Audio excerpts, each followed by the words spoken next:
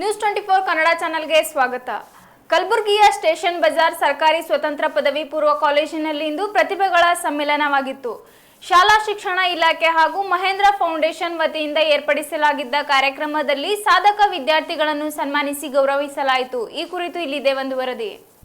ಕಲಬುರಗಿಯ ಸ್ಟೇಷನ್ ಬಜಾರ್ನಲ್ಲಿರುವ ಸರ್ಕಾರಿ ಸ್ವತಂತ್ರ ಪದವಿ ಪೂರ್ವ ಕಾಲೇಜಿನಲ್ಲಿ ಇಂದು ಸಂಭ್ರಮದ ವಾತಾವರಣ ಮನೆ ಮಾಡಿತು.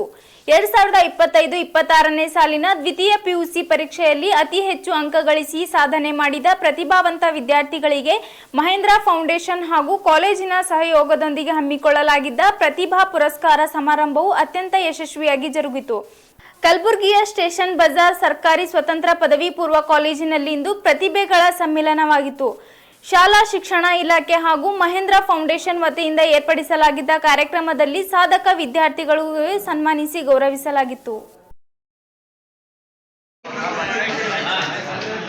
ಪುಷ್ಪ ಅಭಿಷೇಕ ಗಣ್ಯರಿಂದ ವಿದ್ಯಾರ್ಥಿಗಳಿಗೆ ಇವರ ಸಾಧನೆ ಹೀಗೆ ಮುಂದುವರಲಿ, ಇವರ ಉನ್ನತ ಶಿಕ್ಷಣ ಮತ್ತಷ್ಟು ಉತ್ತುಂಗಕ್ಕೆ ಏರಿ ಸಮಾಜ ಹೆಮ್ಮೆ ಪಡತಕ್ಕಂತ ಸಾಧನೆಯನ್ನ ಮಾಡಿ ನಮ್ಮ ಕಾಲೇಜಿನ ಮೇಲೆ ವಿಶೇಷವಾಗಿರ್ತಕ್ಕಂಥ ಪ್ರೀತಿ ಒಂದು ನಂಟನ್ನ ಇಟ್ಕೊಂಡು ಬಂಧುಗಳು ಸಾಕಷ್ಟು ಕಾಳಜಿಯನ್ನ ಈ ಕಾರ್ಯಕ್ರಮವನ್ನು